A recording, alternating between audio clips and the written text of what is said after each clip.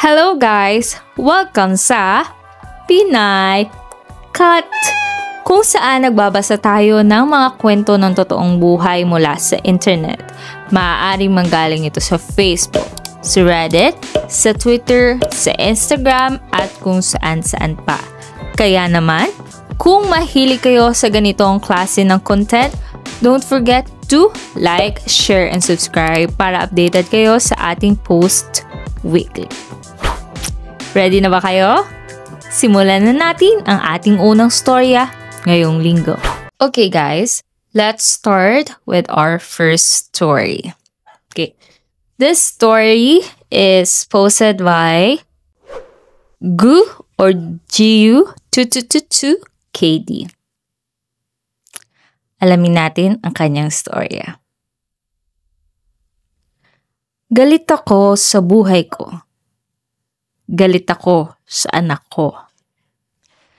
Naiinis ako sa pamilya ko, sa mga in-laws ko, pati sa asawa ko.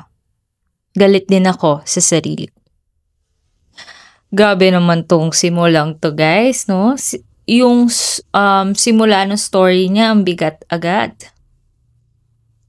Sabi ko noon, hindi ko talaga gusto magkaroon ng anak.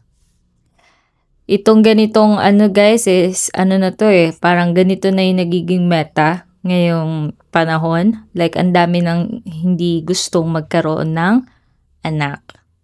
Pero pinilit ako ng asawa ko at pamilya niya. Pinangakuan ako na tutulungan nila, lalo na ang mga magulang ng asawa ko. Sabi nila, sila na daw ang tutulong magpalaki. Dito sa part na to, understandable naman kung saan siya nanggagaling kasi pinangakuan siya. So, kung pinangakuan nga naman siya na tutulong naman pala kayo sa pagpapalaki ng anak, okay, why not? Pagbigyan ko na yung gusto nyo. So, parang good thing sa kanya kasi kinonsider niya yung gusto nung asawa niya at pamilya ng asawa niya. Okay. Fast forward. 11 years later. Ang anak ko diagnosed na may ODD. Oh my God. So, sa hindi nakakaalam, ODD, I will post it here, is called Oppositional Defiant Disorder. Okay? It is listed in the DSM under Disruptive Impulse Control and Conduct Disorders and defined as a pattern of angry, irritable mood, argumentative defiant behavior, or vindictiveness. Okay. So, ayun siya guys. Yun yung meaning nun. So, parang laging irritated, tapos ang daming ginagawang mga, may mga ugali, may mga behavior na hindi mo masasabing normal. Okay, let's continue. Ibig sabihin, sobrang matigas ang ulo, mahilig mag-away at wala talagang respeto. Kahit anong therapy, counseling at sakripisyo, wala ring nangyari. So as you can imagine guys, hindi biro talaga yung pinagdadaanan niya. Hindi na nga niya gusto magkaanak. Tapos, ganito pa, meron pang ganitong condition yung anak niya. So, ang bigat guys. Kanina lang, nadatnan ko siyang nilalawayan yung doorknob ng kapitbahay namin. What? Para raw magkasakit sila. Oh my God. Nang pagalitan ko, umakyat siya sa attic at inihian yung kahon ng mga alaala ko sa namatay kong mga magulang. What? As you can imagine guys, no, dalawa pa lang po doon sa mga araw-araw niyang napagdadaanan. So, as you can imagine, kung gaano kahirap yung pinagdadaanan niya araw-araw, 'di ba? Ngayon, nandito ako sa kotse, umiiyak. Hindi ko alam kung babalik pa ako sa bahay. At alam ko, kasalanan ko rin kasi pumayag ako sa bagay na ayaw ko talaga. Kaya ngayon, 45 years old na ako at punong-puno ng pagsisisi. Ay, dun pa lang sa sinabi niya ngayon, guys, ramdam na ramdam mo yung pagod niya, di ba? Tsaka stress niya at pagsisisi na bakit nga ba kasi nakinig pa siya sa sinabi ng asawa niya at pamilya ng asawa niya, di ba? Sana hindi na lang siya nagpadala. Ngayon, siya ang nahihirapan. Okay? Let us read the comments of other people, ang comments ng mga madlang people. Sabi ni No Europe, anong nangyayari pag tumanda na sila? So, ang tinatanong niya, anong mangyayari o nangyayari doon sa mga ganoong may mga disorder na ODD. Parang legit naman, no? Kasi kung ganun nga yung disorder, di ba? Yung tipong nilawayan yung doorknob ng kapitbahay tapos umihi sa kung saan. Pagbata, understandable kasi laging naman nandyan yung magulang na pasensya na meron kasing ganyan condition yung anak ko. But what if matanda na, 'di ba? Tapos wala nang tipong guardian na mag-explain kung meron mang something na nangyari. Okay, alamin natin. Sabi naman ni Pair of Roses, sabi niya, habang tumatanda, pwedeng humupa o mag-morph into conduct disorders. So, pwede pala siyang maging okay, na tipong maging mild na lang, but pwede siyang mas lumala. So, ang tawag doon daw ay conduct disorder. So, ang conduct disorder from Google is a serious mental health condition diagnosed in children and teens, characterized by a pattern of aggressive behaviors that violate the rights of others and societal norms. Kasama na dito ang aggression, property destruction, deceitfulness, and serious rule violations. So guys, dun pa lang sa meaning ng conduct disorder, 'di ba? Masasabi mo na pwede silang makulong. Sabi naman ni Pilokay, ex ko may ODD na uwi sa kulungan. So ito na nga guys, totoong nangyari na pwede nga talagang makulong.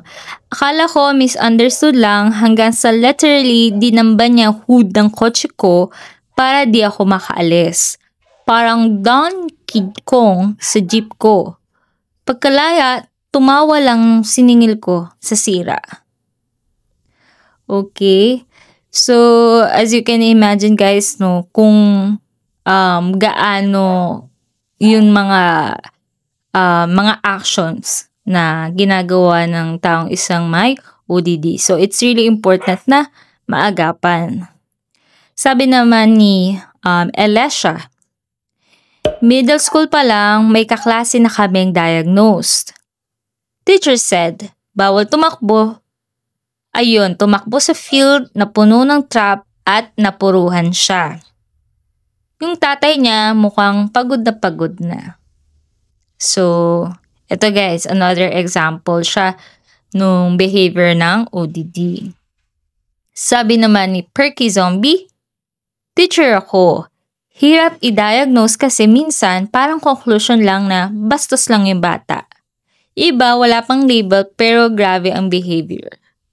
So guys, ito yung magandang awareness na meron palang ganitong klase ng disorder.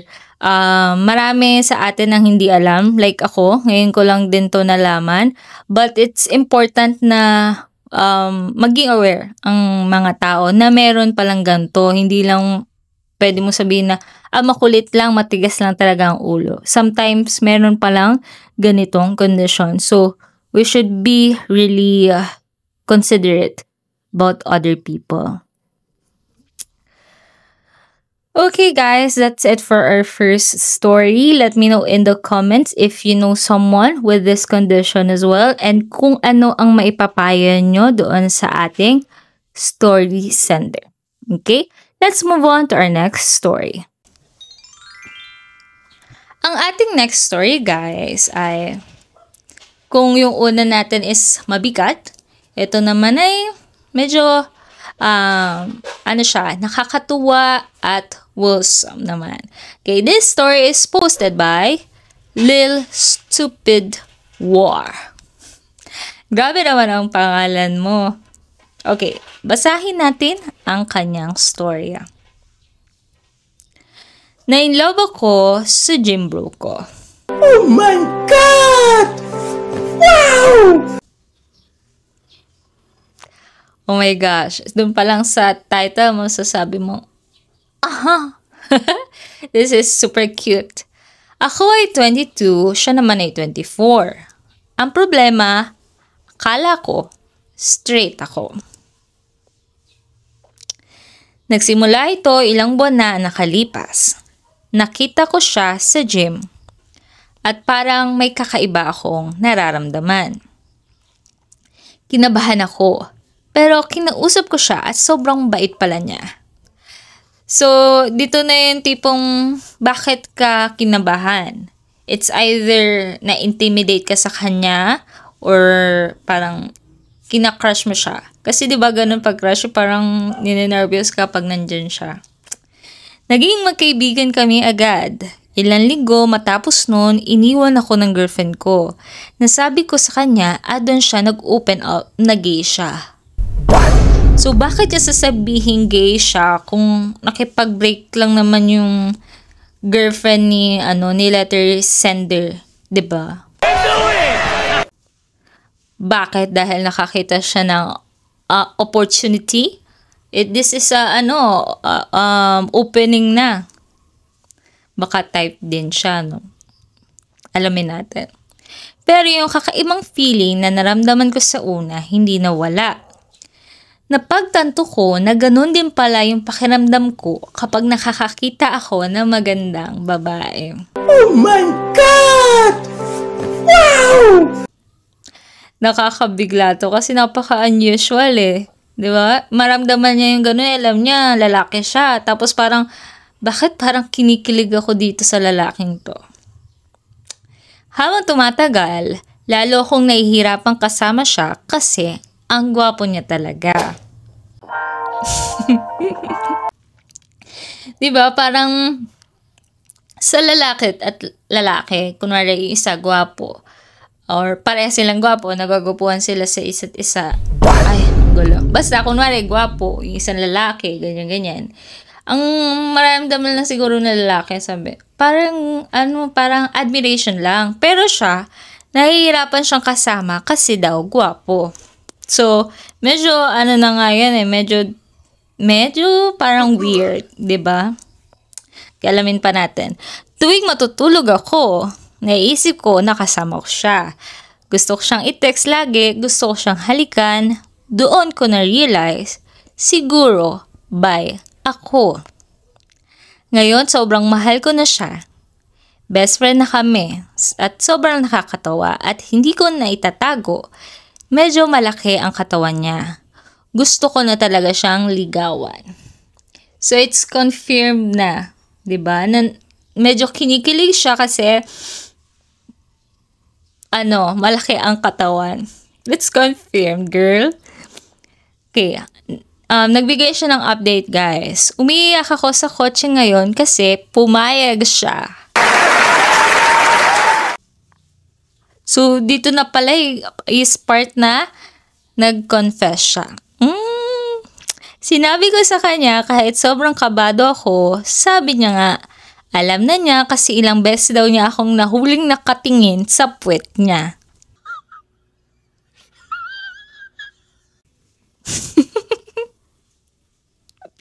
Oh my God. Umamin ako na bay ako at yun, may date kami sa Friday. Oh, sobrang cute niya nung flustered siya tapos ngumiti siya ng sobrang ganda. Hindi ako makapaniwala. Simula ngayon, hindi na lang kami gym bros, kundi baka maging higit pa.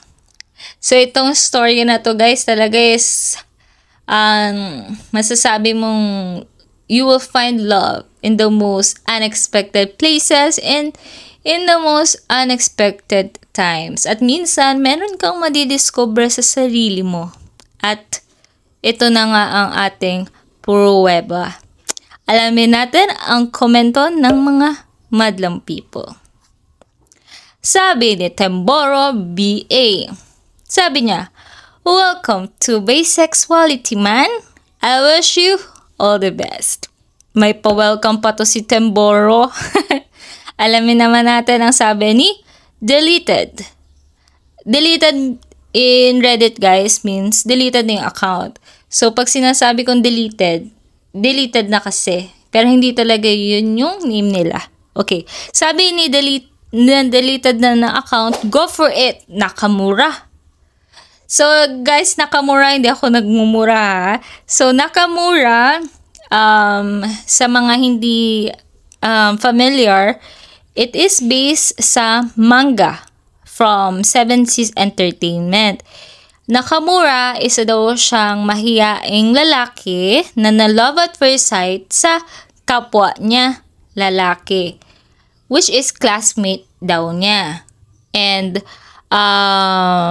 doon sa mga gustong malaman yung story na yun, just search daw Nakamura. So, maganda daw yung story na yun. Okay? Nag-recommend pa ako ng manga.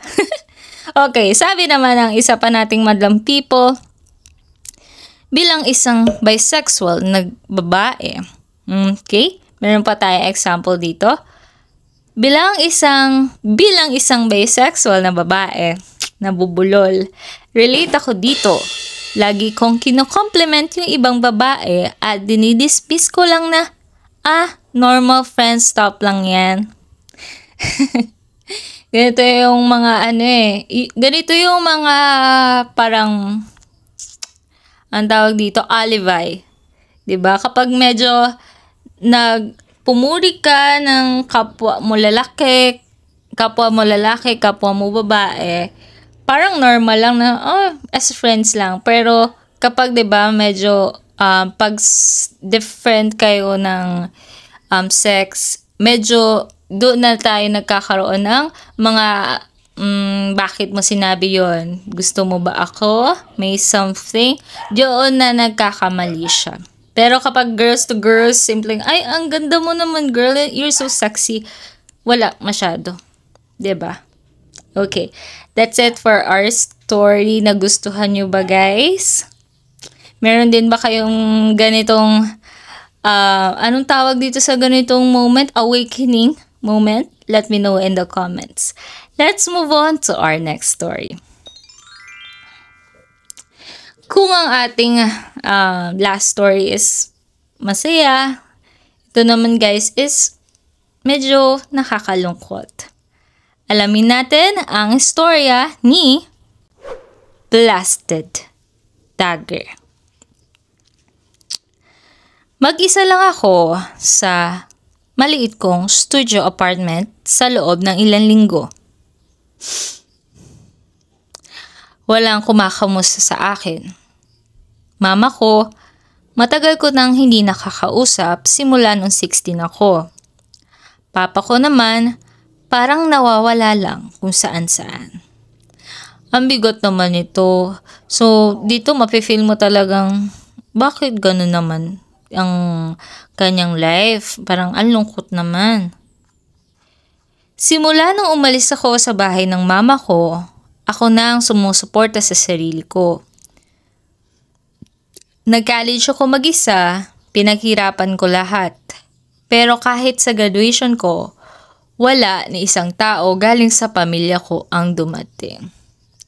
Nakakalungkot naman to, guys. Imagine niyo, kinayod niya yung buong college life niya. Siya nagpaaral ng sarili niya. Tapos, nung nakaya niya, ito na, graduation na, nakaya ko, wala man lang nag-ano sa kanya, sumama. Tuwing Pasko, birthday, mag-isa lang ako. Kung may mangyari man sa akin, office mates ko lang ang makakaalam. May isa akong kaibigan na kumukumusta paminsan-minsan, pero syempre, may sariling buhay na rin siya. Alam mo yun, yung iba talaga eh. And I think kaya ganito siya is hindi siya wala siyang maiko-consider na pure talaga yung connection. Like, yung family, yung parents niya or kapatid or sobrang matalik na kaibigan na tipong kahit anong mangyari sa kanya, tatanggapin siya, nandyan palagi sa side niya. Siguro yung mga tao nakapaligid sa kanya, for him, hindi natin sure kung lalaki ba siya or babae.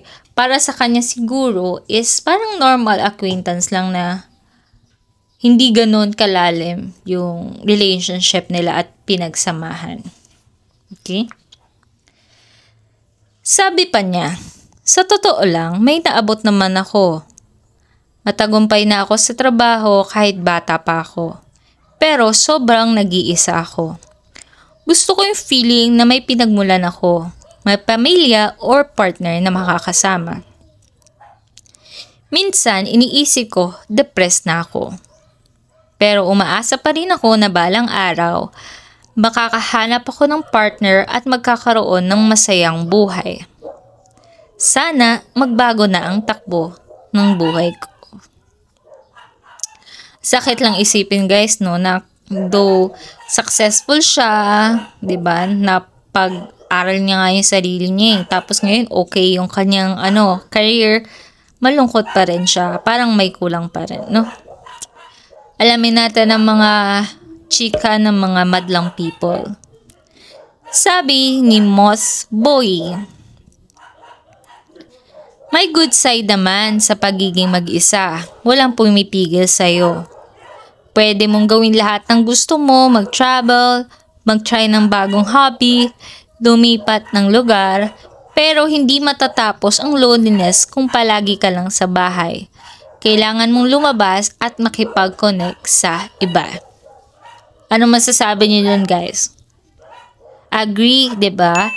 Siguro ang tinutukoy dito ni Motboy is explore. Hindi yung lagi lang na nasa bahay. I'm not sure kung nabanggit niya ba dito na work from home siya.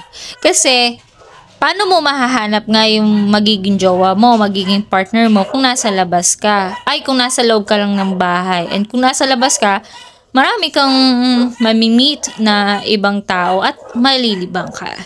So, okay din tong sinabi ni Motboy, no? Okay. Sabi naman ni Procrastinator 2000. Sabi niya, normal lang na sa edad na 20s, parang feeling mo, failure ka. Totoo, no? Kasi ito yung edad na grind ng tao. 'Di ba? Yan yung kakasimula pa lang na mag-work, tapos binibuild pa lang ang career, tapos pag mako-compare mo yung sarili mo sa iba, feeling mo failure mo. Pero mahaba ang buhay at lahat nagbabago. Mahalaga ring matutong maging payapa sa sarili mong company. Ang dami kasi natatakot mag-isa kaya napapasok sa toxic relationships o maling barkada. Pero kung kaya mong tumayo mag-isa, mas magiging matatag ka. Totoo to, no? Kasi darating talaga sa point na na mag-iisa ka. 'Di ba? Parang kahit sabihin mo sa mundo na laging gusto ko may kasama ko, siguro darating talaga sa point na magiging mag-isa ka, and we should know how to love being in our own company. Tama naman. Okay. Yun ang mga komento ng madlang people. Kayo guys, ano ang masasabi nyo sa ating story sender? Let me know in the comments. That's it. Let's move on to our next story. Okay. Our next story guys ay mula kay Love is a Red Rose. Ito naman guys is medyo nakakatuwa at cute. Okay, alamin natin ang kanyang istorya. Namatay na yung gagamba sa banyo ko ngayong araw.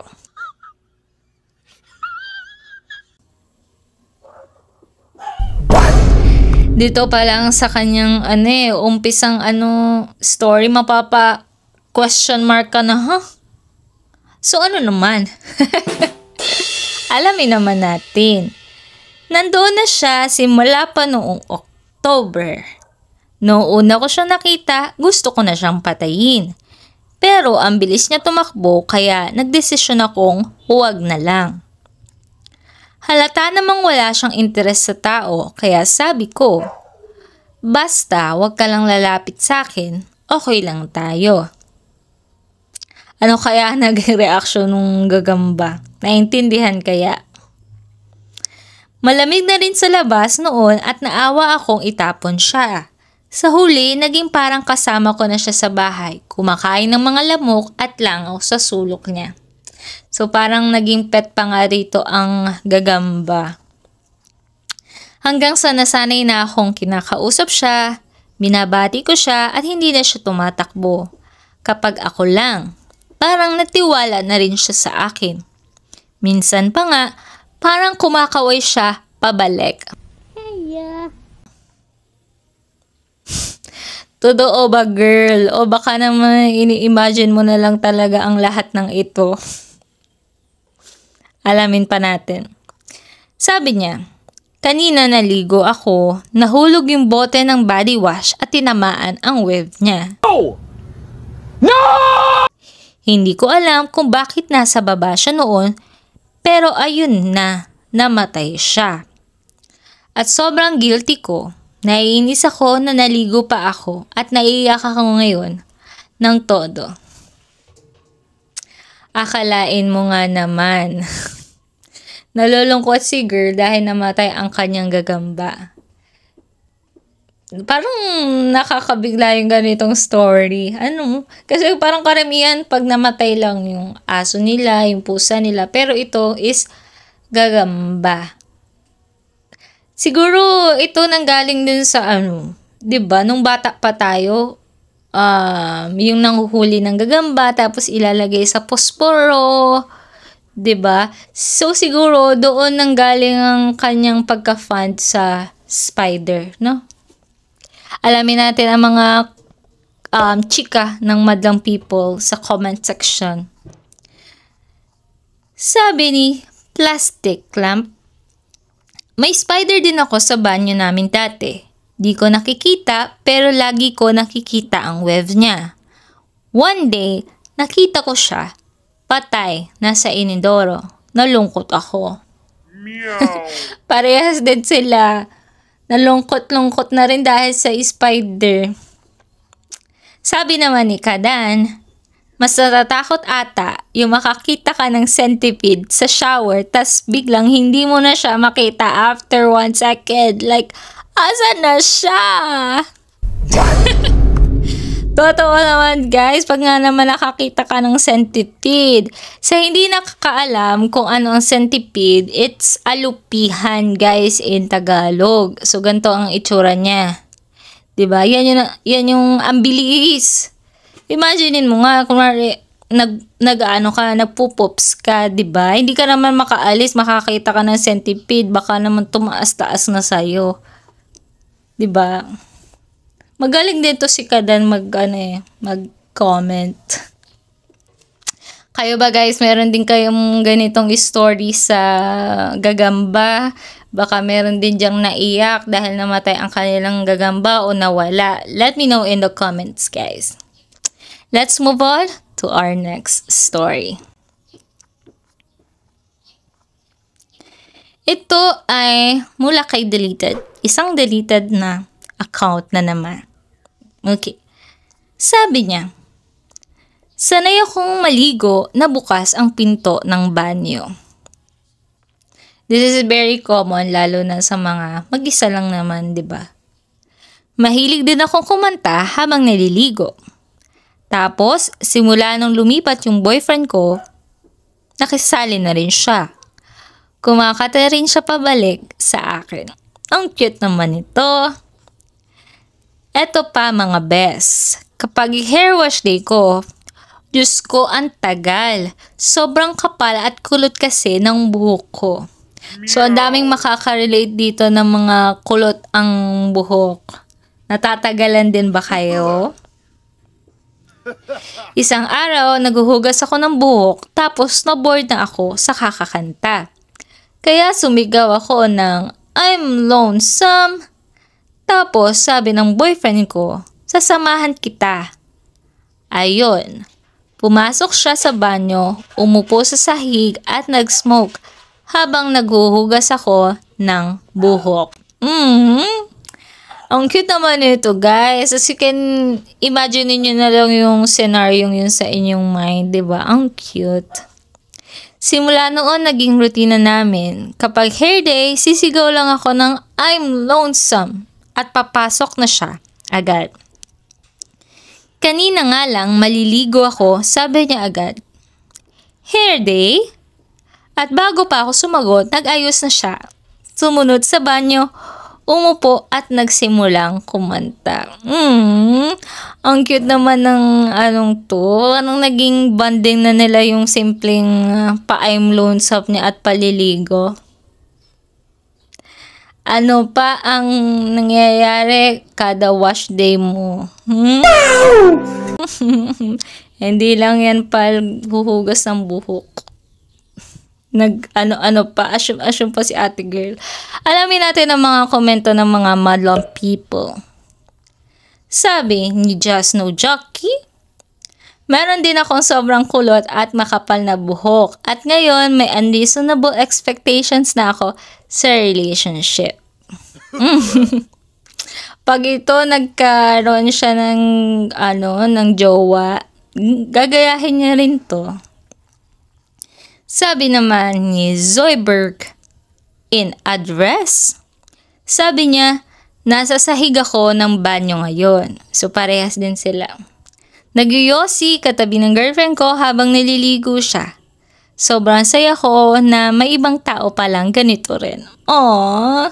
Siguro marami talagang ganitong eksena mo. Yung may mga pag ganitong eksena kapag naliligo. Super cute naman, guys. Kayo, meron din ba kayong ganito na mga jowa ninyo? Sana all. Okay.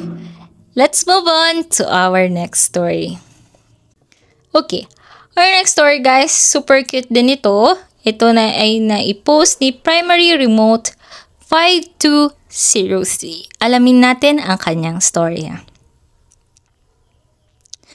Magkasama kami sa isang kumpanya pero magkaibang department. Habang kumukuha ako ng tubig, biglang may narinig ako sa likod. Sabi, shoot your shot! Meow. Paglingon ko, ayun na ang asawa ko. May hawak na bote ng tubig at naglalakad papunta sa akin. Ang cute naman nito. Sabi ko, fancy meeting you here. Tapos sabi niya, ang cute mo. Gusto mo ba lumabas kasama ako? Ang cute naman, parang hindi sila magkakilala. Siyempre, oo agad ang sagot ko. Ngumiti siya ng sobrang saya, yung parehong ngiti na binigay niya nung 8 years ago nung una ko siyang sinagot. Pag uwi namin, pinag-usapan pa namin ulit. Nabanggit ko yung narinig kong shoot your shot. Sabi niya, sinabi raw niya sa katabi niya, naliligawan niya yung hottie sa water fountain. Ang cute naman, hottie pa ang tawag sa'yo ng asawa mo. At alam pala nung katabi niya na ako yung asawa niya. Pero nag-cheer pa rin siya. Ang cute naman nung workmate na yun, siguro sabi ng workmate, ano nito, pagbigyan ko na nga itong isang ito. Parang gano'n na lang ang masasabi mo, puro kalandian naman itong dalawang ito. O, sige na nga. Okay, alamin natin ang mga komento ng mga madlong people, guys. Sabi ni Fairy Dust Sailor, tuwing dumadaan ako sa shop ng asawa ko, hinihinto ko kotse ko tapos sisigaw ako, "Hi, Pogi! Gusto mo ba ng dinner sa bahay ko?" Sana all. May mga paganito rin pala siya. Ang cute. Sabi naman ni Whiskey Bidnus. Ginagawa rin to ng asawa ko palagi. Minsan sobrang seryoso ko kaya inaakala ng ibang empleyado na hindi ko siya kilala at tinatanong pa ako ng guard kung gusto ko siya palabasin. Tagumpay! Ang cute din naman nito. So parang siguro ito yung tipo ng ng asawa na hanggang sa bahay lagi siyang inaasar nung asawa niya. No? Hanggang sa pati sa office nila lagi siyang inaasar na parang ikaw na naman, ganyan. Inis-inis pero love naman talaga nila ang isa't isa. Napaka-cute ng ating story. Let's move on guys to our next story. Ito naman ay mula kay... Wait lang. Tumutunog-tunog na ang aking buto-buto. Ang sakit pala na sa likod. Meow. Okay. Ang ating susunod na storya guys ay mula kay Argue of Sekra. Birthday ko doon. Kumakain ako ng lunch kasama ang mga kaibigan ko. Nag-CR lang ako sandali at pagbalik ko, wala na silang lahat.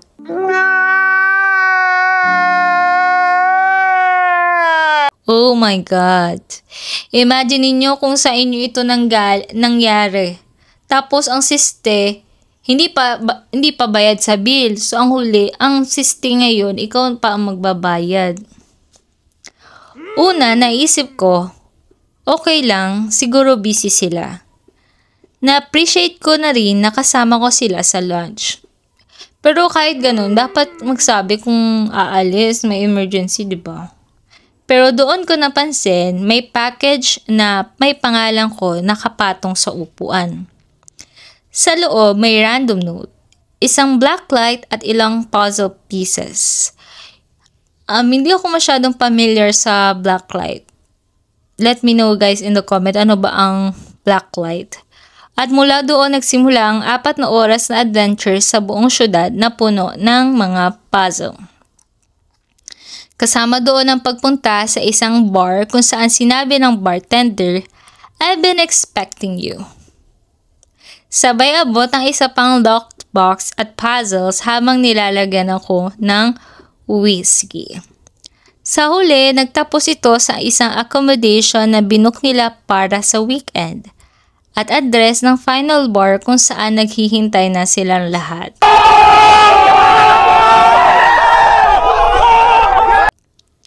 Ang cute naman nito guys. Anong mararamdaman nyo kapag may mga paganitong surprise ang inyong friend? 'Di ba? Okay lang kahit iwanan ka sa kahit anong tawag dun? I-Indianin ka sa lunch nyo. Basta may mga paganito, diba?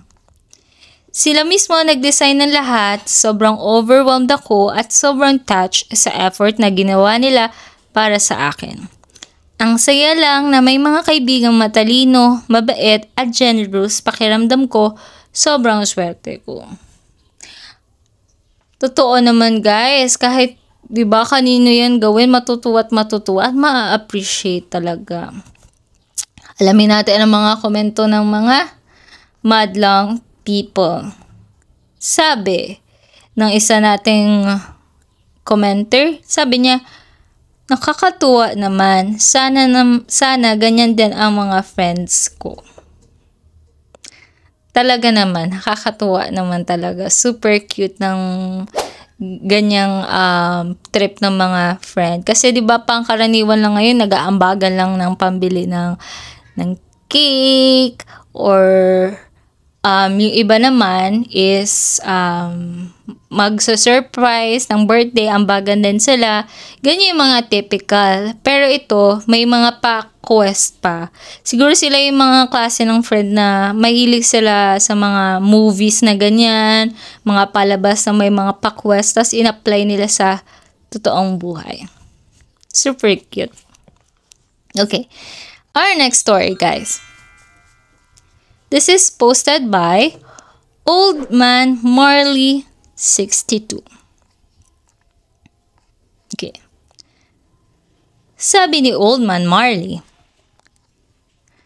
alam ko na medyo matanda na ako para mag-deliver ng pizza. Pero sana tigilan niyo na ako sa pangungutya ninyo.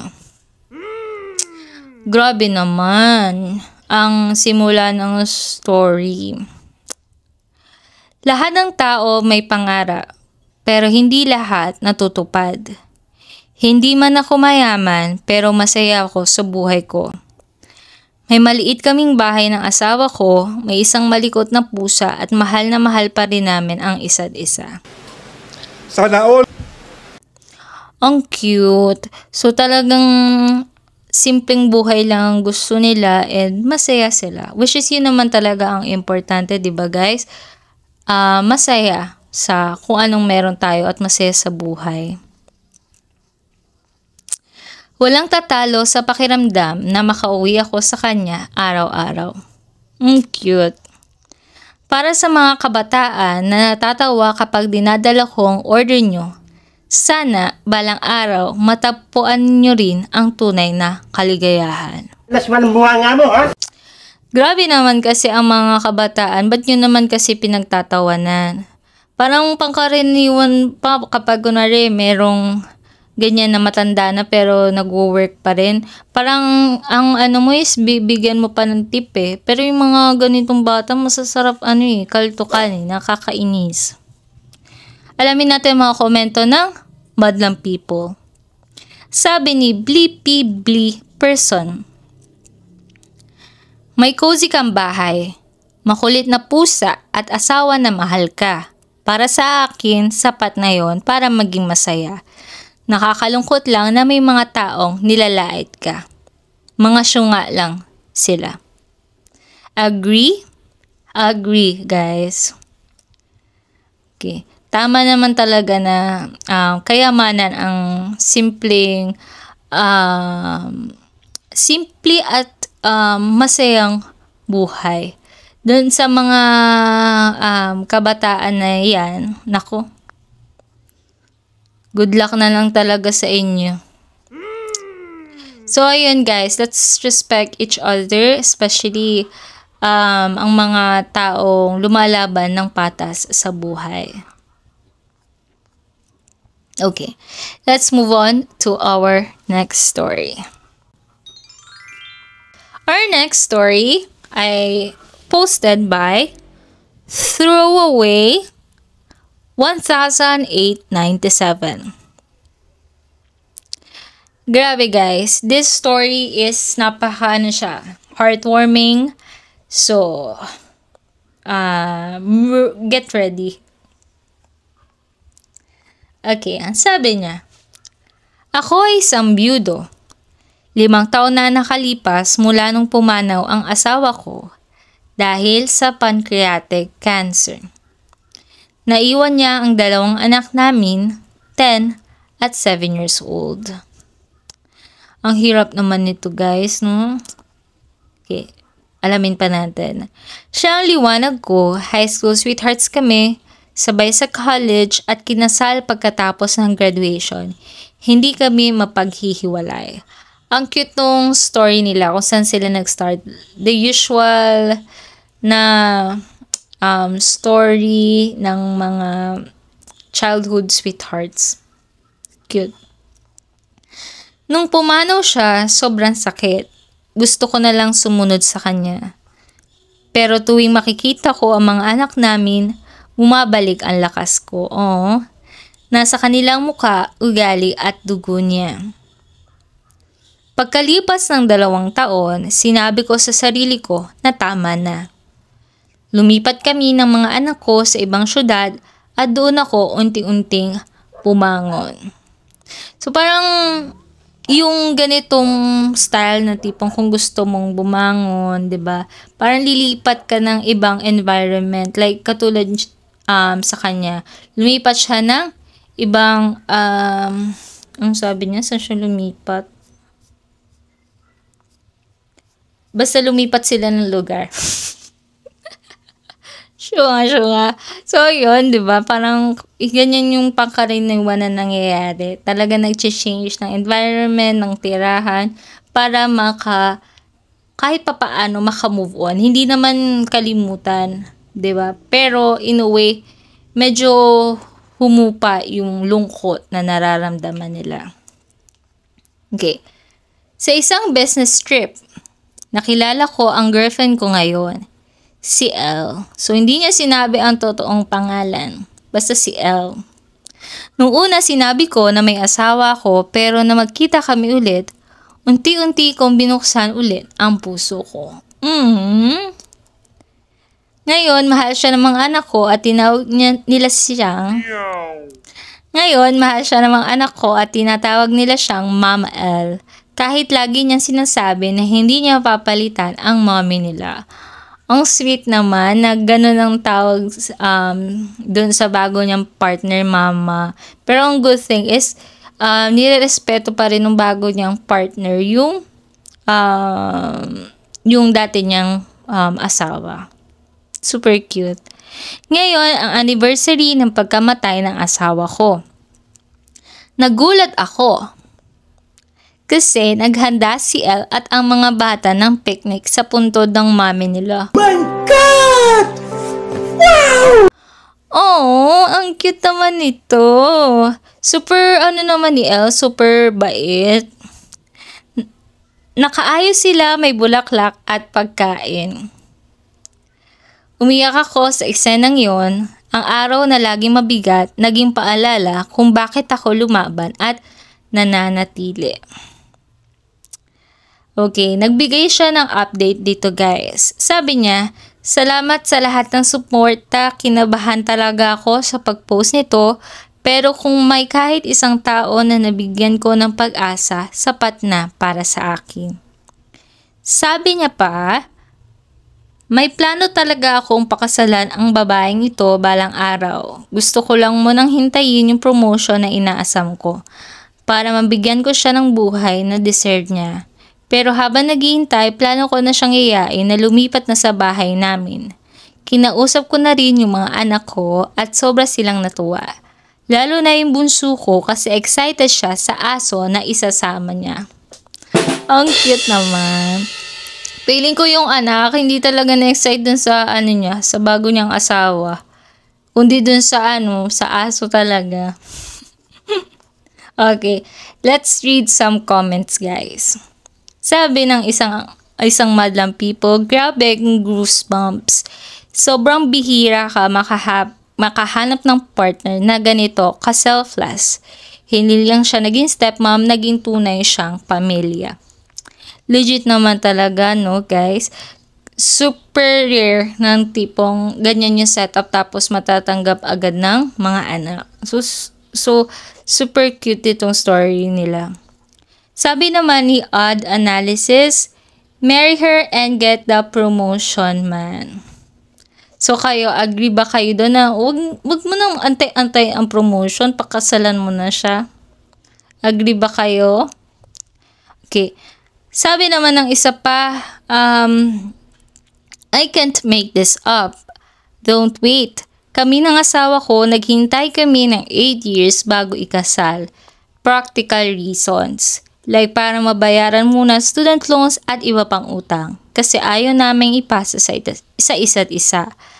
Ayos na sana lahat pero 3 months before the wedding nawalan ako ng trabaho. May severance at unemployment benefits ako pero lahat napunta sa wedding at gastos sa bahay. In the end, may utang pa rin kami pero wala rin kwenta yung paghihintay. Nakatuloy din kami sa kasal, nakabili ng bahay, nadagdagan pa ng isa pang pusa, at nakuha ko pa dream job ko sa tulong ng asawa ko. So ito yung one solid example based on experience, no, na wala talagang perfect timing. I think doon na lang yun magbabase kung paano nyo i-work out yung pagsasama nyo dalawa once na mag-asawa na kayo. Agree din ba kayo guys? Let me know in the comment section. Let's move on to our next story. If you're liking our contents and our stories so far, don't forget to subscribe para updated kayo sa ating mga future uploads. And kung meron man kayong storya na gusto ninyong i-share, just comment it down below. At kung meron man kayong suliranin o problema na gusto ninyo i-share or ihingi ng advice sa ating community, just feel free to comment it down below. And yun lang. Let's move on to our last story for this week. Okay. Our last story for this week is posted by Friend Dina. Guys, this story is super ganda talaga na hindi mo aakalaing nangyayari pala to sa totoong buhay. Let us know the story of Friend Dina. Nung 18 years old ako, kailangan ko ng heart transplant. Ilang buwan akong naghihintay sa listahan hanggang isang araw, tumawag sila. May donor na. Nagbago ang buhay ko. Ang ano nito, no, super heartwarming na kasi sobrang hirap naman talaga makahanap ng donor, no? Then, pag malaman mo na meron na, grabe syempre yung tuwa mo na there's another chance to live. Lagi akong grateful sa nag-donate. Gumawa pa kami ng sulat ng nanay ko para ipadala sa pamilya. Pero hindi nila gusto ng contact, kaya iginalang ko yun. Lumipas ang mga taon at nakilala ko ang girlfriend ko. Ngayon, may baby boy kaming darating. Alam ko lang noon na namatay ang kapatid niya. Pero wala akong alam na detalye. Wait, parang may big twist itong story na to. Alamin natin. Dinala niya ako sa puntod ng kuya niya at kinuwento ang aksidente. Na life support siya, tapos dahil organ donor, nag-donate siya ng puso. Oh my God. Napaisip ako, yung date ng pagkamatay niya, eksakto sa araw na tinawagan ako para sa transplant. So, is this my correct? Is my hula is correct? Alamin natin. Kinausap namin ang nanay niya at pumayag siyang alamin namin ang totoo. Hindi pala niya tinapon yung sulat na ginawa ko noon, pero hindi niya kayang basahin dati. At doon namin nalaman ako yung nakatanggap ng puso ng kuya niya. Ang cute naman nito, parang destiny talaga sila, no, soulmate. Imagine mo yung, 'di ba, nangyayari pala talaga itong mga ganito sa totoong buhay. Naiyak kami ng sobra. Dahil sa kanya, buhay pa ako. Dahil sa kanya, nakilala ko ang girlfriend ko at ngayon magsisimula kami ng pamilya. Sobrang swerte ko. Ewan ko na lang talaga kung hindi pa talaga destiny ang tawag dito. Para siyang pang movie, pwede siya sa MMK. Okay, alamin natin mga komento ng mga madlang people. Ang ganda talaga ng story. Sabi ni Mount Winer. At ang mga magulang ng girlfriend mo, hindi lang nagkaroon ng son-in-law. Para sila nagkaroon ulit ng parte ng anak nila, pabalik. Ang galing isipin. Tama, Kasi kung hindi dahil dun sa heart ng kuya niya, wala rin yung nila, yung apo. Cute. Sabi naman ni Infamous Reading 8329.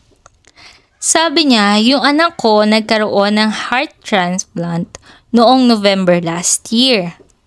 Maasa ko na balang araw makikilala rin namin yung pamilya ng donor. Ang ganda ng story to. True, super 100%. ganda.